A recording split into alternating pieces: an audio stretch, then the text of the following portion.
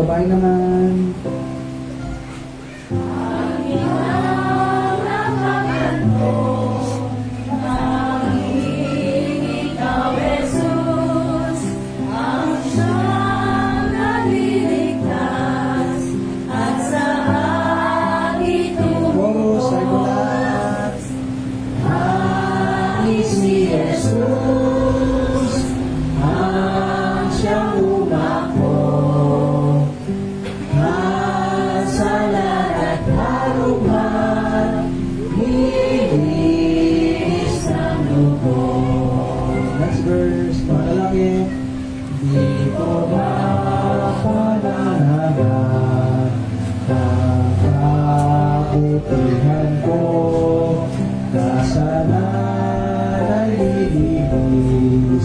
Sa dugo ng Kordero nato, nangis si Jesus na siyang umako. Kasalan at kaluman, nilinis ng dugo. Next verse.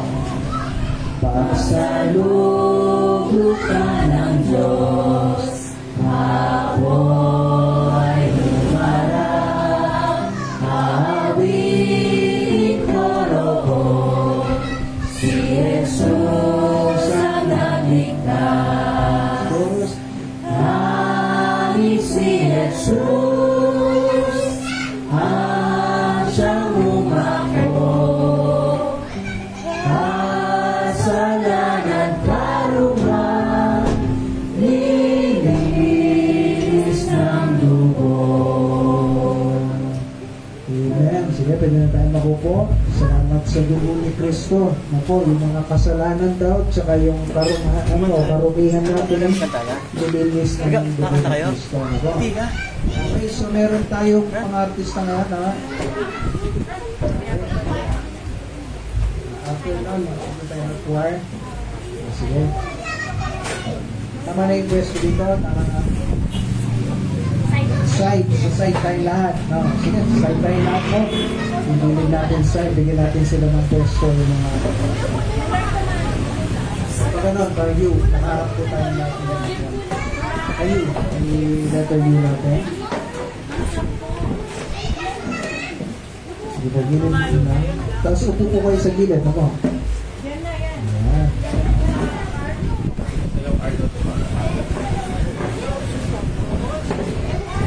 Upo dito ka. Upo dito ka. Upo dito ka po.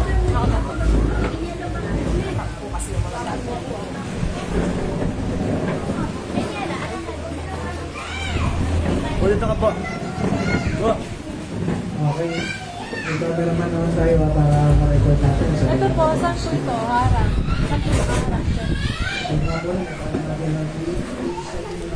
Ito na lang. Hindi tutok-tutok na.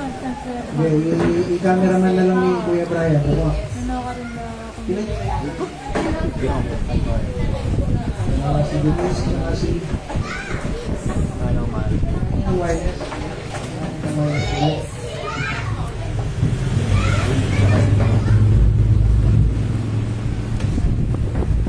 Pinulupin ng mga young people natin.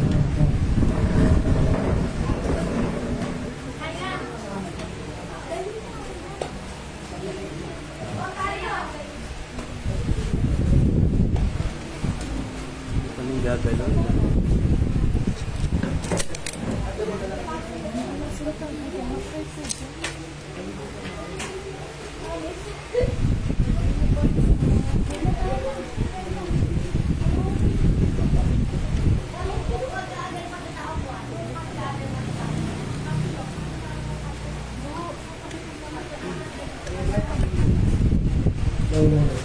Ang lakas ka na dito.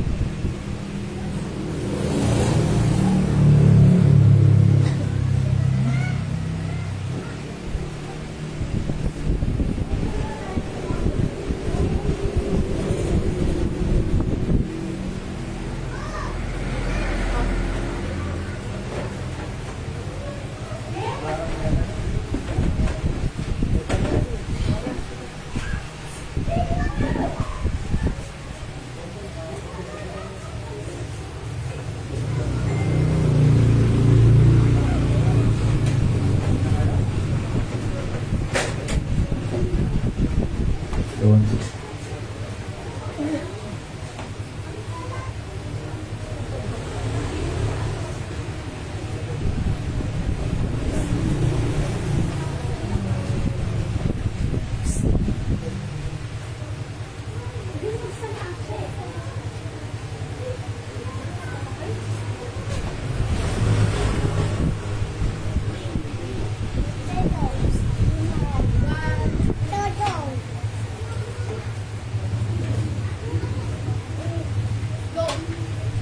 The greatest man in history had no servant, yet they called him master. Had no degree, yet they called him teacher. Had they called him medicine, they called him healer, but he had no one. Had called him no army, yet they called the fear, a king feared him. He won no military battle, but he conquered the world. He committed no crime, yet he was crucified. He was buried in a tomb, yet he lives today. His name is Jesus Christ, our Lord.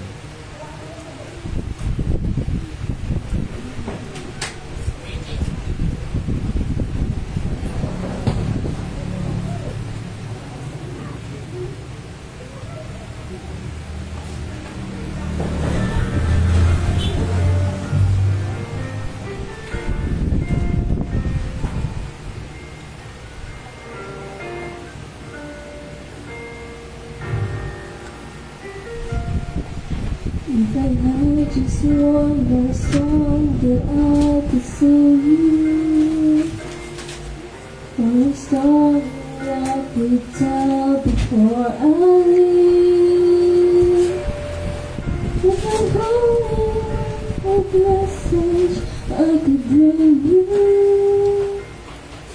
there's a question it could be. About the ground, about the ground, about the place I found God's mercy and love. And although it's bittersweet, remembering the cost, there's something beautiful about the cross.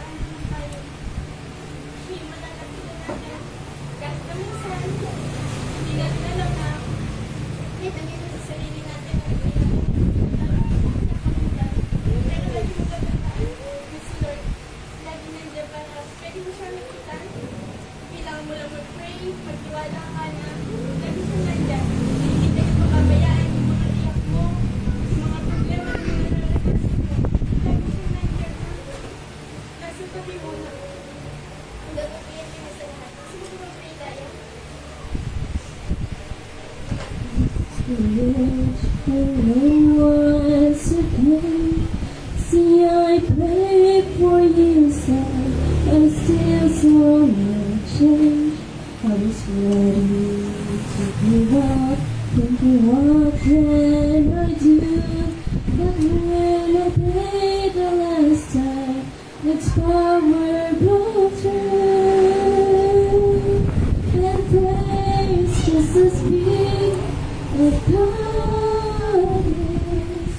Prayer is just as strong as God is strong.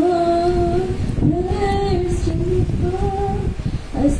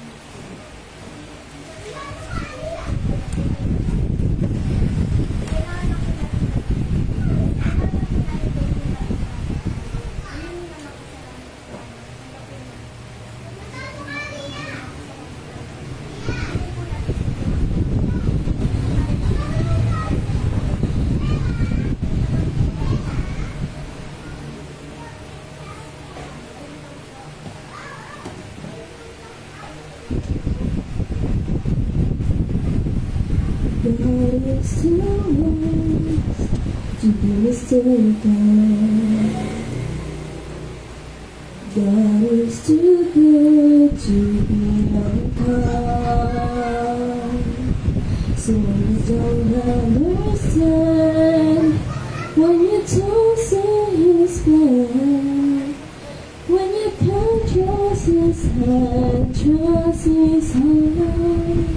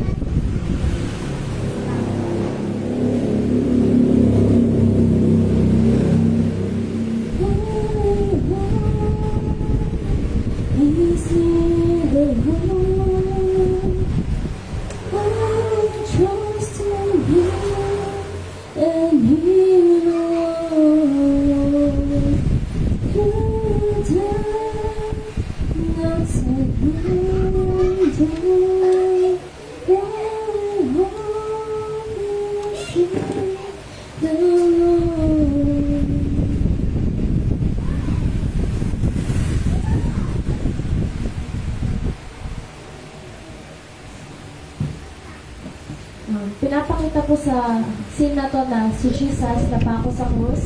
Si Jesus nagsakripisyo para sa atin. Lahat ginawa niya. Pwede naman niyang hindi gawin to eh.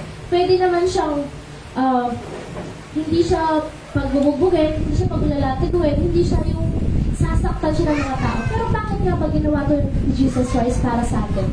Kasi mahal na tayo. Gano'n ba natin kamahal si Jesus Christ?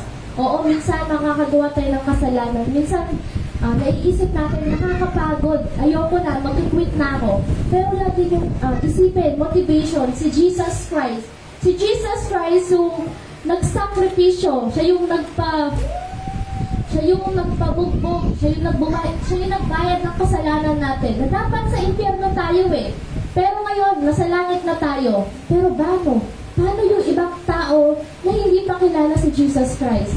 Paano yung ibang tao na pupunta sa impyerno, kawawa sila?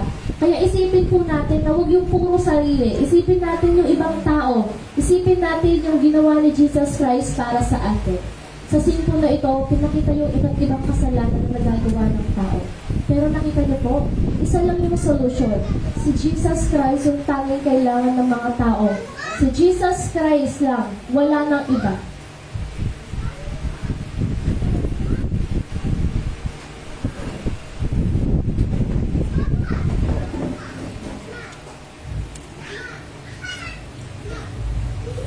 Ay, yung ano, mami, Jesus saves.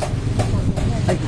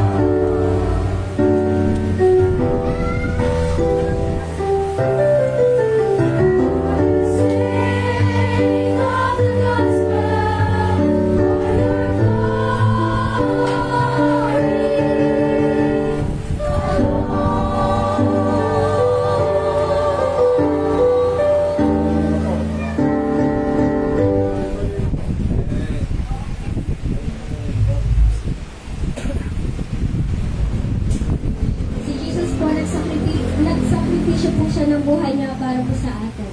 Na kung saan marami pa po yung mga tao na bulag sa katotohanan na kung saan hindi po nila alam kung ano po talaga yung purpose ni Lord, bakit po siya napako sa cross. Tayo po, save na po tayo. Kaya bilang isang Kristiyano na po na save na at nakakilala na po kay Jesus, kailangan po natin ibahagi yung salita ng Diyos kasi po, si Jesus po nagsakripisyo na po siya ng buhay niya. Tapos marami pa po yung mga tao na saan sinusugatan po nila yung sarili po nila. Kasi sinasabi po nila na, o iniisip po nila na kulang pa po yung ginawa ni Jesus sa cross. Kaya kailangan po natin mga Kristiyano na i-share po yung gospel, i-share po yung salita ng Diyos at ibahagi po sa kanila kung ano po talaga yung purpose ni Lord kung bakit po siya nagpako sa cross.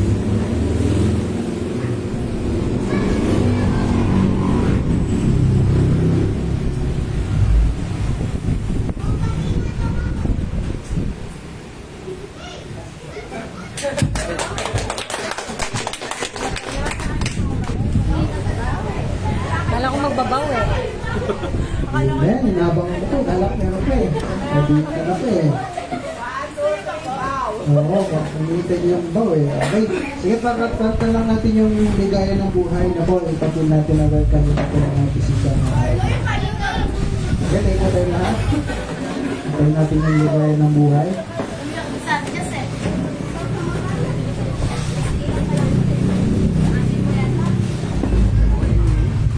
Bakit taas please pa ito water?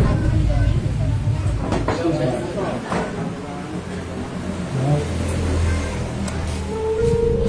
Sige, tayo po na yung lahat. Pamayan po natin natin mga bisita na.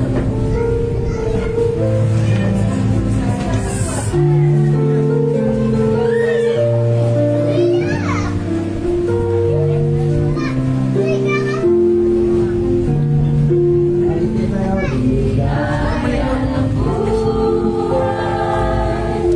Kung kilala mo si Kristo, maligaya ng buhay. Kung siya'y manungusto,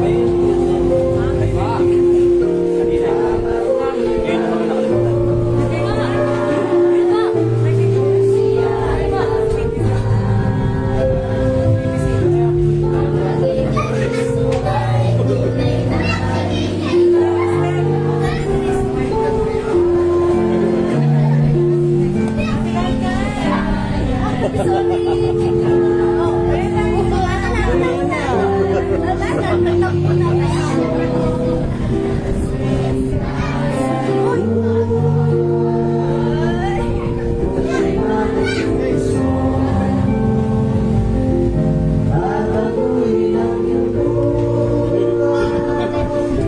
Kung siya'y makatama, ang naging kay Kristo ay Ngayon, nag-fellowship ngayon. Mahirap ka na yung mahal mo na yan.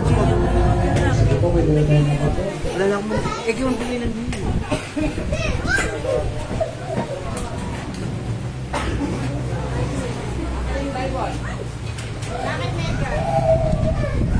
Sino ka dito? Sino? Ito, yun natin ang request.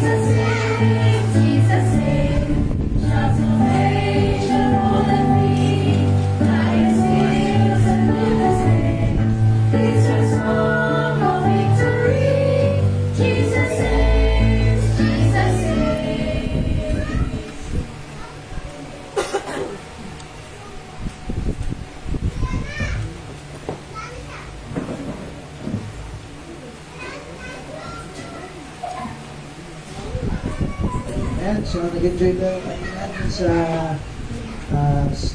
mini skit po nila? Ganda po ba? Ay, liyan ba ba? Amen. Ganda po ba? Ay, napilitan naman na to. Amen, good job sa ating mga Never double leg. young people, no? Ako, nag-enjoy ako dun sa, sa skit na yun, nandito si Carlon, wala si Carlon. Ito ba, ayun, biglang pumugi eh, no? Okay, good job, no? Dahil dito, nagbilib ako sa acting ni Carlo, no? Pero hinihintay ko yung papaluin siya, ba't di yata pinali, hinihintay. Pero maganda yung pag-video. Ramdam ko kanina. Naramdaman niyo ba? Ako ramdam ko yung hirap ng Panginoon, no? Minsan kasi hanggat hindi natin nakikita sa mata natin yung mga ginawa ng Panginoon sa atin, minsan hindi man natin pinapansin pero salamat sa Panginoon, no? Na kung saan yung pagmamahal niya pinakita niya sa atin mga. So buksan natin yung Bible natin sa 1 Corinthians chapter 15 and verse 1. 1 Corinthians chapter 15 and verse 1. 1 Corinthians chapter 15. Okay. And verse 12 na pala tayo. 12. Okay. 15 verse 12. Nandiyan po ba? Amen. Okay. Basahin natin na sabay-sabay. Ready? Go! Now if Christ be preached that he rose from the dead, how say some among you that there is no resurrection of the dead? Okay, sige, bago tayo magsimula, pray muna tayo. Let's pray. Lord, salamat po sa binigay niyo po na pagkakataon na ito nakapagbahagi ng Bible. Alam niyo po ko, Lord, alam niyo po na hindi ko po ito kaya. At sa tulong kami na explain ko ng maayos, bakit kayo nabuhay muli sa mga patay, bakit kailangan pang ganun nangyari. At tulungan niyo po na maintindihan po ng bawat isa na dito. At tawagan niyo po yung bibig ko. Ang pag-iisip ko, yung gusto ko na masabi ko po yung mga dapat masabi sa oras po nito. Purihin po kayo, Lord, sa lahat ng bagay nito, yung Diablo, yung demonyo niya, poses niyo po sila. Nagawa ulit ng distraction sa bawat isa. Tulungan niyo po, na kung nang mapakinggan namin, may dagdag namin ito sa aming pag-uusap. At yung ginagalang ko sa bigla pangalan sa pangalan ni Jesus. Amen. Okay, so ito si Apostol Pablo, nagsulat siya sa mga Korinto. Okay? At tapos, sinasabi ni Apostol Pablo, marami kasi nag-iisip na wala daw resurrection o pagkabuhay muli. Okay? At yung mga Corinthians na ito, ano po, meron silang mga iba't ibang mga filosofiya na kung saan ang nagsasabi ay yung pagkabuhay muli ay hindi daw totoo. Ano po? At ito yung tatlo na alam po nila. Number 1, sabi nila dito, so pag-usapan natin ako, resurrection proof. Okay, yung pruweba na totoong nabuhay ulit si Kristo. Okay, at sabi niya, the resurrection of Christ, no? Na nabuhay talaga muli si Kristo mismo na literal. No po? Okay, sige, number 1 tayo. Okay, merong tatlong paniniwala. No po? Yung number 1, yung Epicurean, okay, yung philosophy na ito, that all is material, there is no existence at all after death. Na kung saan, pag namatay ka, tapos na. The end na. Wala na. Okay, yan yung paniniwala ng Epicureans. Number 2, din sa yung paniniwala ng mga ibang religious group ngayon. Number 2, Stoic. The philosophy that at death, the soul emerges with, the soul merges, o ibig sabihin merges yung umaanib. Yung kaluluwa daw, kumbaga didikit doon sa deity o doon sa Diyos. So, there is no individuality after death. Kumbaga magiging parte ka doon ng Diyos. Okay, yan na may paniniwala ng Stoic. Okay, thank you. Yung electric pa niyo yung pader. Yung electric pa niyo pala yung pader na. Okay, nainitan yung pader eh. Ganyan tayo ka-social dito, yung pader yung ginawa natin. Okay, number 3. Okay, ano to? Dato. Plato na, hindi Plato yan, no? Okay. The philosophy that the soul is immortal. Okay, philosophy yan na yung kaluluwa, immortal yan. At wala na daw resurrection. Wala nang pagkabuhay muli. Okay. So, si Apostol Pablo, kung babasahin yung 2 Corinthians chapter 15, magmula 1 hanggang 11, sinasabi niya, yung mga proof na si Jesus Christ ay totoo at totoo yung pagkabuhay muli. Number 1, dito tayo. So, verse 1 hanggang 4. First proof, He preached the gospel and they received it. Na si Jesus Christ, okay, tinuro niya yung gospel. Ano kasing gospel? Itang kayo ito. Okay, si Jesus namatay, nilibing muna, bago nabuhay. Nilibing at nabuhay muli. At kung sino yung tumanggap kay Kristo bilang tagapagligtas niya, yun yung pupunta sa langit. Wala na kita. Okay, yan yung gospel na po. Na kung saan sabi niya dito sa verse 1, moreover, sa 1 Corinthians 15 verse 1, sabi niya dito, tingnan yung Bible niyo.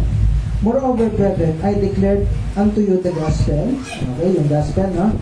Yan, namatay, nilibing, nabuhay muli si Jesus Christ, which I preach unto you, wherein ye have received, and wherein ye stand, by which also ye are saved, if ye keep in memory what I preach unto you, unless ye have believed in vain. For I deliver unto you first of all that which also I also received, how that Christ died for our sins according to the Scripture. Ito yung gospel, sinabi niya, na si Kristo namatay para sa kasalanan natin. Okay, nasulat yan sa Scripture, sa Bible, and that He was buried, nilibing daw si Kristo, at tapos, and that He rose again the third day, according to the Scripture, at nabuhay ulit si Kristo. Letter A, sabi niya dito, what is the gospel for preach? Okay, ano yung gospel na ito? Okay, yung sinabi niya, yung answer found sa verse 3 and 4, diba? Christ died for our sins. Okay, according to the Scripture. He was buried. Nilibing siya, hindi yung, biglang nawala. Hindi ganon. Diba? Neither was His body stolen. He was buried. No? Diba? Nung si Jesus Christ, namatay siya, nilibing siya. Po. At ginawa ng, alam niyo yung kwento, diba? Ginawa ng mga, religious group, naglagay ng mga sundalo para bantayan kasi nga daw baka nakawin yung katawan ni Kristo dahil sasabihin na buhay siya muli. Hindi naman ninakaw. Diba po? Okay? So, nabuhay siya muli at tapos may angel na nagbukas ng pintuan ng doon sa tomb niya. Ano po? Letter C, sabi niya, He rose again the third day. Okay? Si Jesus Christ, nabuhay siya muli pagkatapos ng 3 araw. No? Kaya nga si Jesus Christ, hindi totoo yung Good Friday. Namatay daw ng Friday si Jesus Christ. Hindi totoo yun. Kasi kung magbibilang ka, diba, Friday tapos linggo ng pagkabuhay. Ha? Yung sinabi, diba? Magbilang ka, magmula Friday ng gabi, kung nalilibing siya ng gabi, papuntang Sabado ng gabi, ilang araw? Isa. Magmula Sabado ng gabi hanggang linggo ng gabi, ilang araw?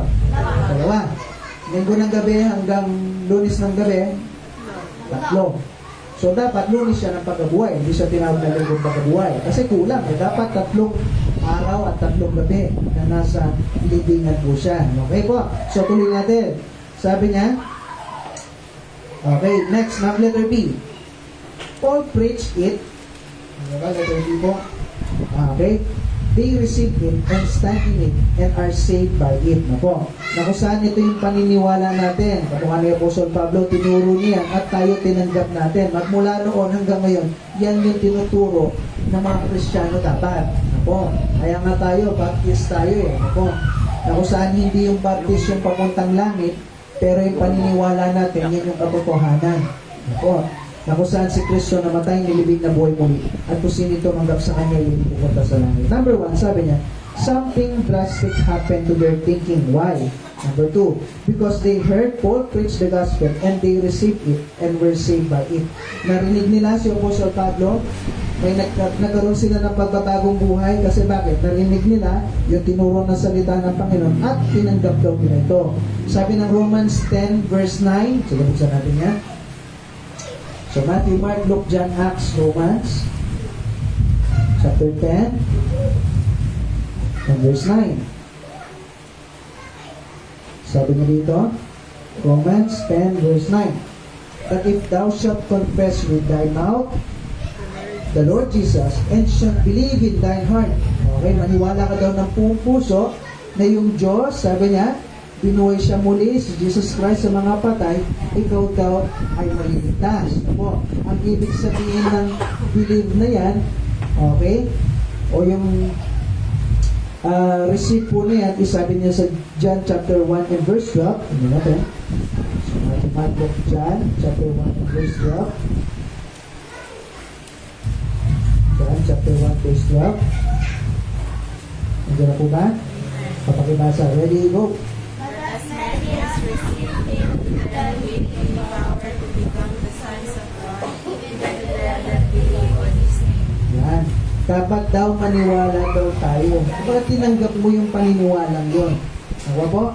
Na kung saan noon yung tinatanggap natin paniniwala, ano?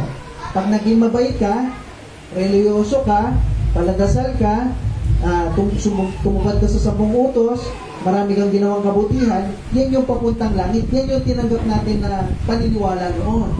Pero salamat natutunan natin yung salita ng Panginoon, hindi pala yan yung papuntang langit balang araw. Ang sabi ng Bible, si Kristo, siya yung napako sa krus para pagbayaran yung kasalanan natin lahat. At kung sino yung tumanggap doon sa ginawa ni Kristo, yun lang daw yung pupunta sa langit.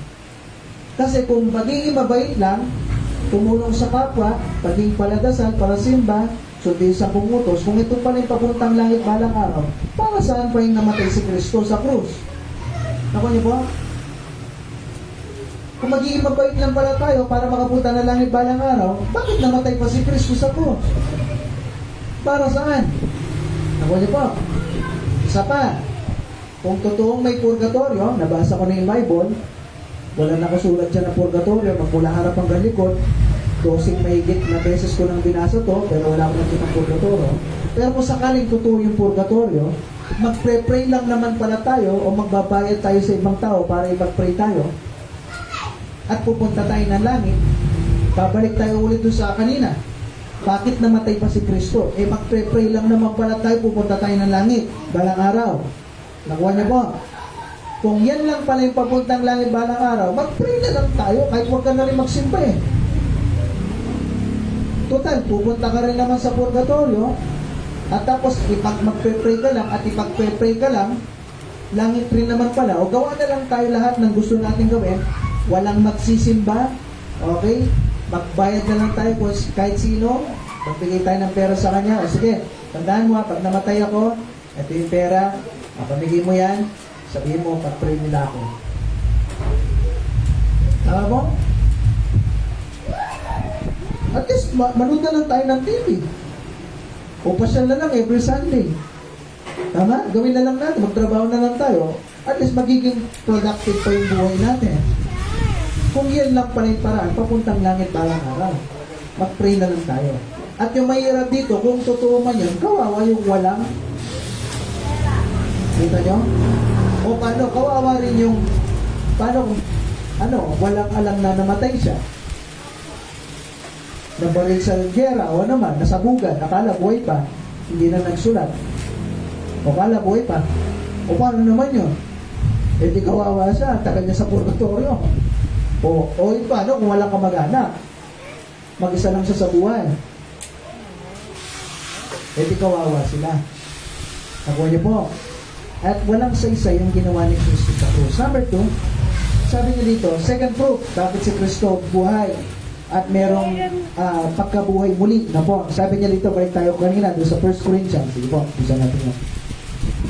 Basta ang dami natin lubuksan sa Bible. Para alam yung tinuturo dito, patungkol sa Bible, hindi lang sinabi ng pastor. Na po, 1 Corinthians chapter 15 and verse 3 hanggang 4. Na po, second proof according to the scripture. Letter A, sabi niya, Paul substantiate what he says of Christ's resurrection by the authority of scripture. What scripture? Ito yun, yung salita ng Bible. Na po, there very well could have been some circulation gospel but not extensive. How can some say that Old Testament cannot be used? Na kung saan noon pa lang, sinabi na ng Bible, kahit magbasa ka sa Old Testament, na po, sinasabi na si Kristo, merong darating na Kristo, at siya yung mamamatay sa krus para sa ating lahat. Na po, sabi ng Psalm, tingnan natin, sa letter B pala, letter B, sabi niya dito, ito daw yung ginamit ni Apostol Pablo na Old Testament scripture. Sabi ng Psalm, tingnan natin yan, 16 verse 9 hanggang 10. Sige, gitna ng Bible. Psalm chapter 16 and verse 9 hanggang 10. Okay, Psalm 16, verse 9 and 10. Magkano okay ka na dyan? Mainit dyan, eh? Ano, mahapok ka dyan. Sige ka. Sige. Psalm 16, verse 9 and 10. Sabi niya dito, Therefore my heart is glad, and my glory rejoiceth. My flesh also shall rest in hope. For thou wilt not leave my soul in hell, neither wilt thou suffer the Holy One to see corruption. Na kung saan sabi dito, quoted by Peter Pentecost, to prove Christ's resurrection. Na kung saan si Jesus Christ nabuhay muli. Ano yung hell na sinasabi niya po dyan? Na po, na kung saan, kumbaga sinasabi niya, hindi daw haya ng Diyos, na kung saan nandun lang si Kristo na nakalibing lang, kung hindi mabubuhay daw siyang muli. Okay po, tuloy natin. Number 2, Isaiah chapter 53 and verse 11. Isaiah chapter 53 and verse 11. Isaiah 53 verse 11.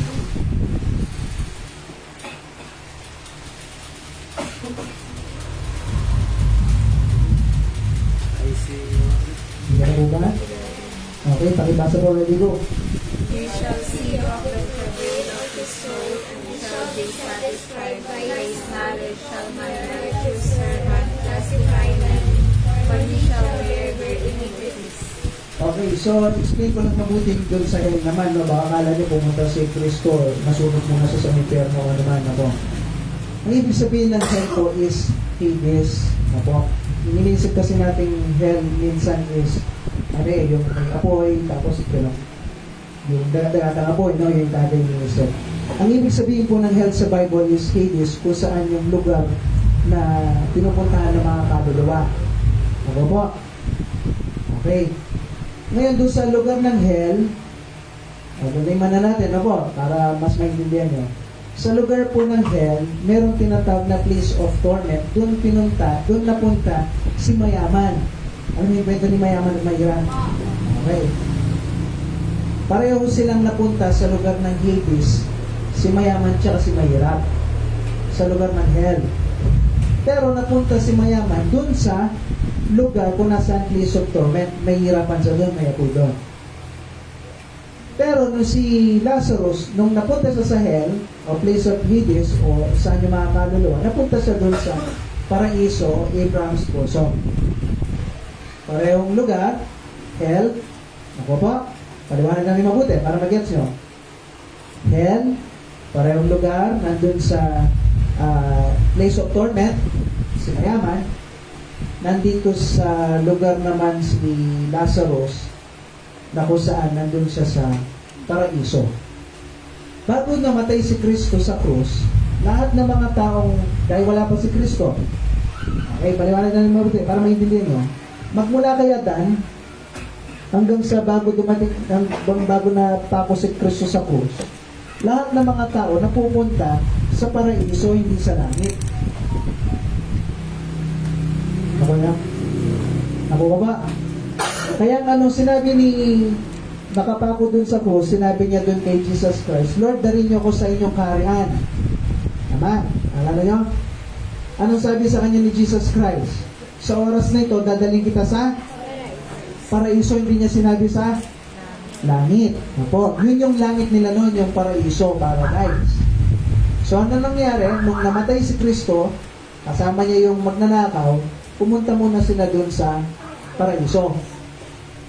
Pagkakuha nila, kinuha nila yung Jesus Christ tsaka yung mga kasama, yung mga lahat ng mga panahon ni Adan.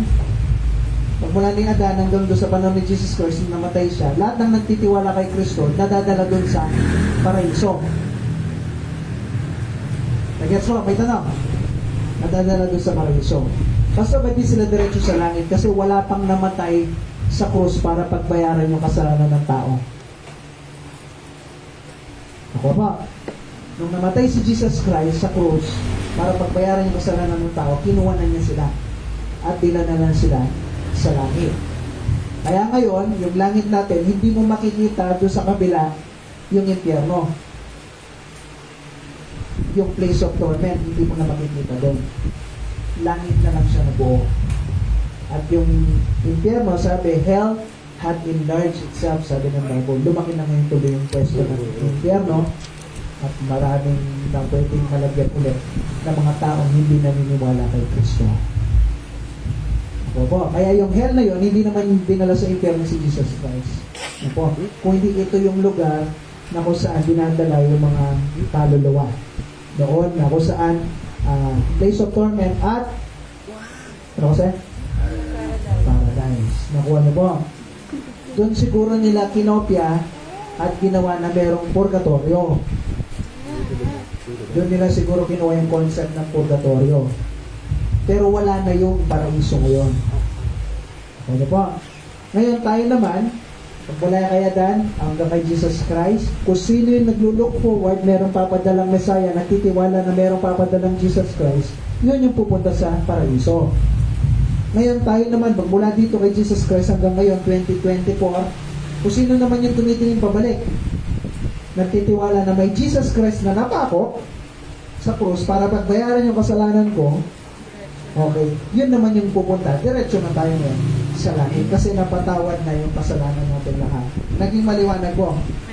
Okay, doktrina yun. Ano, para alam nyo yung pinaniniwalaan nyo. Okay, tuloy natin. Okay, sabi niya dito, Christ shall see what his own travail produce and be satisfied. Yung binasa natin kanina, si Jesus Christ, nakita niya yung sarili niya na yung paghihirap niya, meron namang ano po yun, meron namang resulta. Ano yung resulta ng paghihirap ni Jesus Christ? Kung sino yung tumanggap kay Kristo, pupunta sila sa langit.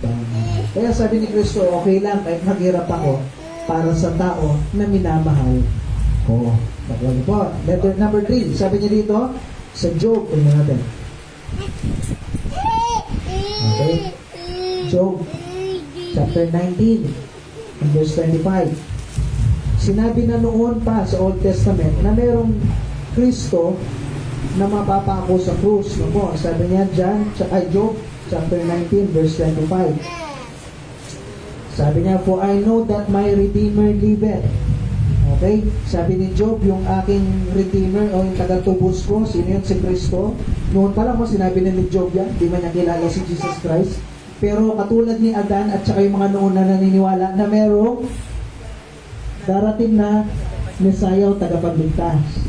Merong tagatubos. Kaya nga sabi noon pa ni Job, naniniwala ko si Job, kasama rin siya, nandun din siya sa paradiso noon. Ako niyo po, nag-look forward siya, yun ho, may darating na yung Redeemer ko, liveth. Sabi niya, nabubuhay siya. And that he shall stand at the latter day upon the earth. And though after my skin worms destroy this body, yet in my flesh shall I see God. No, sabi niya, kahit mamatay ako at yung mga bulate, kakainin naman tayo ng mga bulate dito. Magiging mataba tayo sa lupa eh. At the more na mas mataba ka, the more na o di wala na po. Okay, so kakainin daw tayo ng mga bulate. Pero sabi niya, bahalang araw, sabi niya, magkikita ko yung Panginoon ko at tagatubos ko. At sabi niya ganyan, sabi verse 27, whom I shall see for myself, and mine eyes, so makikita niya daw mismo sa mata niya, shall behold, and not another, though my reins be consumed. Wala, mamatay ako, naniniwala ako na mayroong tagapagligtas si Kristo, at yung tagapagligtas na ito, mamamatay siya sa krus, at i-redeem niya yung kaluluwa ko, at kung tinanggap ko siya bilang sariling tagapagligtas ko, hindi na pupunta sa impyerno. Number 3, last. Bakit totoo yung resurrection? Kasi meron third proof. Maraming witness. Kung mayroon sa husgado, no? Sige, papasukin yung mga witness. Boss, sabi ng judge, sabi niya, ito po, 500 sila, yung witness. Sabihin niyo, mananalo kayo yung kaso nito. Ha? Siyempre, mananalo 500, di ba? 500 yung witness mo. Ibig sabihin, maraming testigo. Okay? Alam mo ba si Jesus Christ, marami nagsasabi, hindi totoo yan. Pero hindi. Hindi.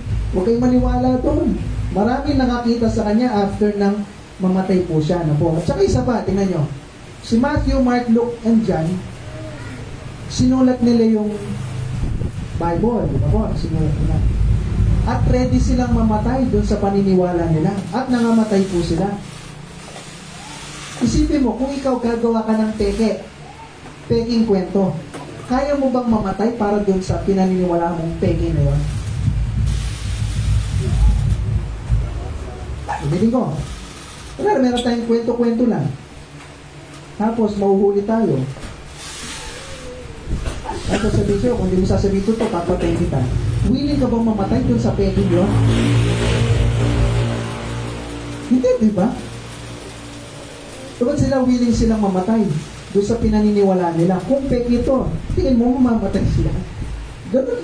Ito sabihin na nila, hindi na matuto talaga si Kristo. Kaysa patayin sila. Tama po? Pero bakit willing silang mamatay? Para sa pinaniniwalaan nila. Kasi mismo sa mata nila, alam nila, totoo. May katotohanan. Okay po, sabi niya dito, letter A.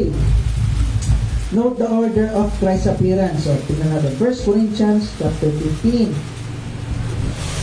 Verse 5. 1 Corinthians chapter 15. Verse 5. Malapit na po. Matatapos na tayo. 1 Corinthians chapter 15 and verse 5. Sabi niya, and that he was seen of Cephas, then of the 12. After that, he was seen of about 500 brethren. O, nakakita daw sa kanya, 500 brethren, no? 500 na tao. At once, minsan na, dami nila nakita. Of whom the greater part remain unto this present, but some are fallen asleep. Na kung saan sinasabi ni Apostol Pablo, marami pang buhay hanggang ngayon, nakakita kay Jesus Christ, pero yung iba nangamatay na rin. So verse 7, and after that, he was seen of James, then of all the apostles. And sa verse 8, and last of all, he was seen of me. Okay, kahit mismo si Apostol Pablo. Sabi niya, isa-isayin natin yung pagkasabi. Okay, letter A, note the order of Christ's appearance to many witnesses. Nung nabuhay ulit si Kristo, nagpakita siya sa mga iba't ibang disipulo niya. Una daw, sabi niya, number 1, he appeared first to Peter. Nagpakita siya una kay Cephas o kay Peter. Ako po. Next, letter A.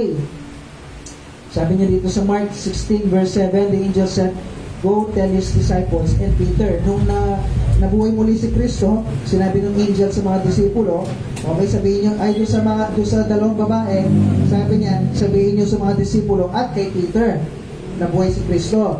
Sa Luke 24:34, sabi niya, the Lord is risen indeed and appeared to Simon. So, nagpakita daw kay Simon Peter. Na po. Number 2, he was seen of the apostles. Okay, dito sa 5b, sabi niya, okay, basahin natin ulit, 1 Corinthians 15, verse 5. And he was seen of Cephas, si Peter yan. Pangalawa, yung mga disipulo, 12 disciples, nandito sa kanya. Okay, sa verse 6, sabi niya dito, nakakita daw sa kanya, above 500 brethren. Pag sinabing above, ano? Mas mataas daw sa 500. Baka 575, gano'n, o ewan ko, hindi ko alam, no? 525, kasi 500 pataas. Sabi niya. Okay?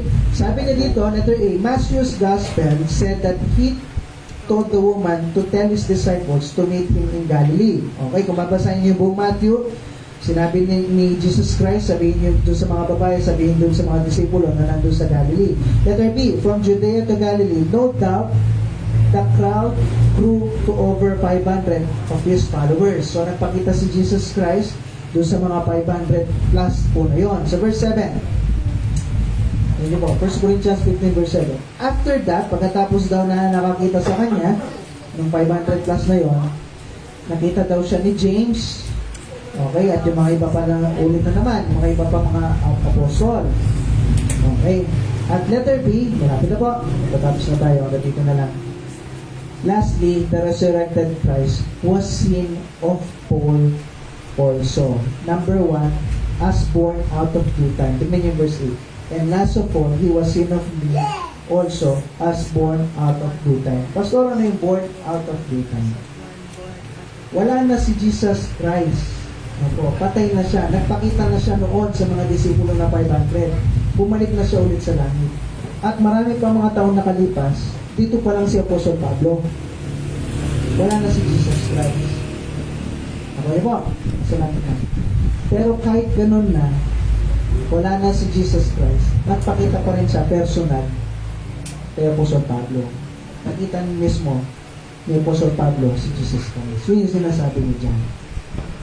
Kahit ako nga mismo, sabi niya, Malayo na panahon na ako, pero nakita ko pa rin siya.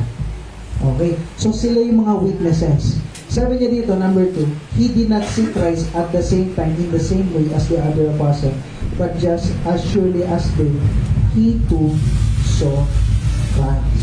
Ano yung proof na kung saan buhay si Jesus Christ? Maraming taong nakakita. Kaya nga, 40 days pa si Jesus Christ umikot-ikot dito sa mundo. Kasi bakit? Ba't ginawa niya? Para magpakita siya na ito ako, totoo ako, buhay ako. Hindi ako ninakaw. Buhay ako. Pinakita niya sa mga disipulo niya. Doon nila kinopya rin, maraming kopya-kopya, no? Yung 40 days. Iniisip nila, lilibot pa yung, pag isang tao namatay, lilibot pa yung tao sa mundo ng 40 days. Tanong, si Jesus Christ ka ba? Hindi si Jesus Christ yun. O kaya, bakit ginawa ni Jesus Christ yun? Hindi parang pakita na yung tao nabubuhay siya ng 40 days pagkatapos, ay, iikot mo na yung kaluluwa niya 40 days pagkatapos ng mamatay. Hindi po totoo yun. Automatic, pag namatay ka, may pupuntahan kang isa. Langit o impyerno. Pag wala kang Jesus Christ, impyerno ka. Pag may Jesus Christ ka, langit ka. Walang lilibot sa mundo. Huwag kayo maniwala sa 40 days na yan. Si Jesus Christ lang yung nakagawa po nun. Ako. Okay, sabi niya dito, letter C. Ano pa yung proof? Sabi niya, sa verse 9, tsaka 10. Ito na po yung pinakalas. For I am the least of the apostles, that I am not need to be called an apostle because I persecuted the church of God. Sabi mismo ni Apostle Pablo, ako yung pinaka-least. Baka sa, ako yung pinaka-mahinang mga apostol. O parang kung pwede nang masabing walang silbi. O makasalanan na apostol. Bakit sinabi niya yun? Kasi sabi niya, because I persecuted the church of God. Ano kasi yung ginawa ni Apostle Pablo? Pumapatay siya ng mga Kristiyano noon. Kaya ramdam niya sarili niya, hindi ako karapat-dapat na tawagin apostol. Pastor, ano yung apostol naman? Ang mga taong kasama ni Jesus Christ nung unang panahon, nabuhay, nakita nila ng mata sa mata si Jesus Christ at tinuturo niya yung salita ng Panginoon. Yan yung mga apostol. Ngayon, wala nang ganon. Sasabi niya, ako si Apostol Kibuloy. Apostol Kibuloy ito yung sinasabi niya nun, di ba? Hindi, nakita mo ba si Jesus Christ? Yan yung requirements para maging apostol. Wala nang apostol ngayon. Kasi nakamatay na po sila na. Nakuha po?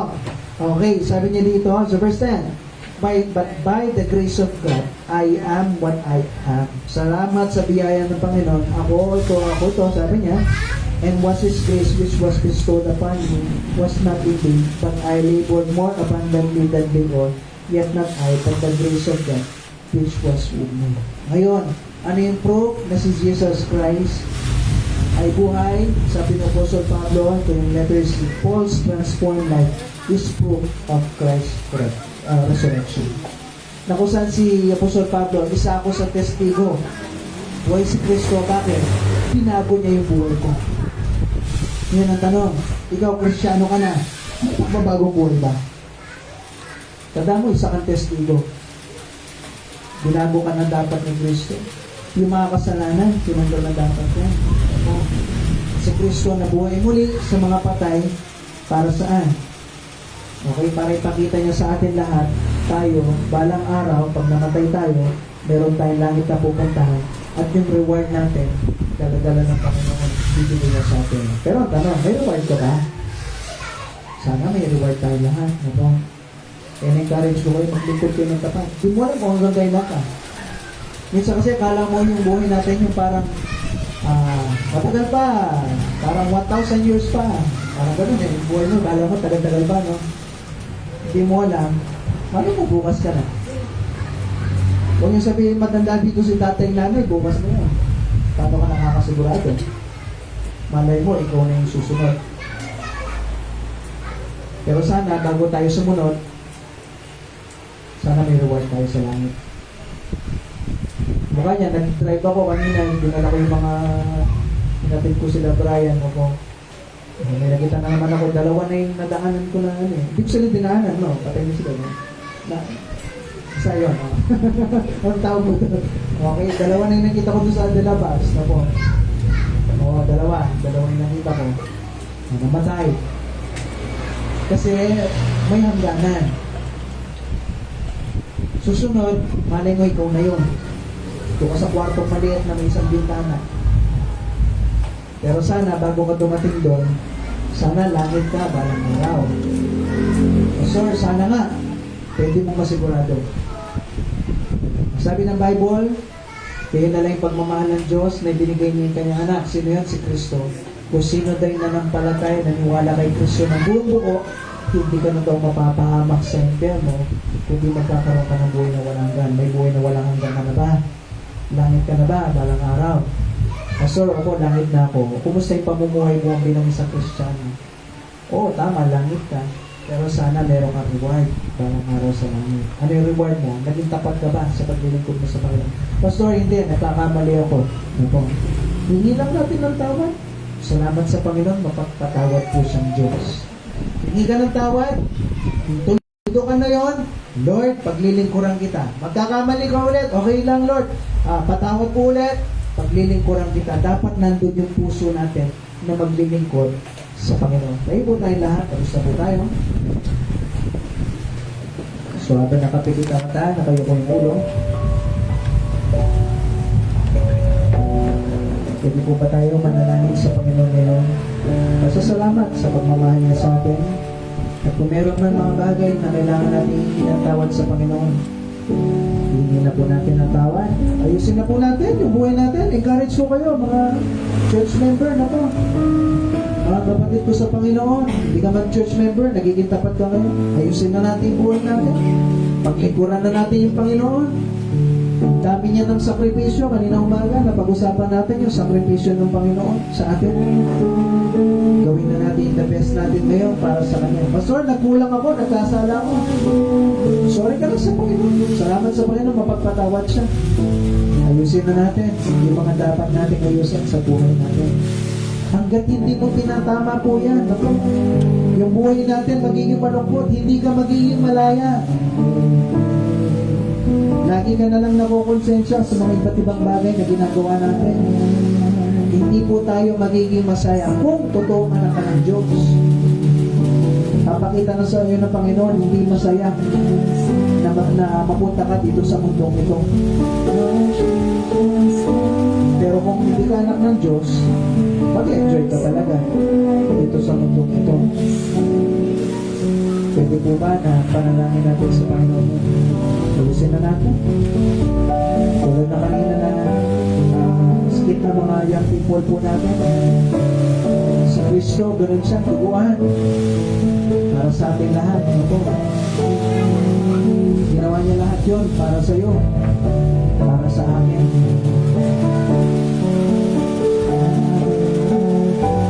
Tapos tayo, yung parang ang laking utang ng loob ng Diyos sa'yo, pag ikaw nag-church ka, ang laki-laki ng utang ng loob ng Diyos sa'yo, pag nagbasa ka ng Bible, nag-pray ka, parang ganun pa yung pakiramdam natin. Walang utang na loob ng Diyos sa amin. Tayo yung meron. Kaya gawin po natin, pag-nagkaroon na natin siya ng totoo at tapat sa buhay po natin. Pwede ba ngayon manalangin tayo sa Panginoon?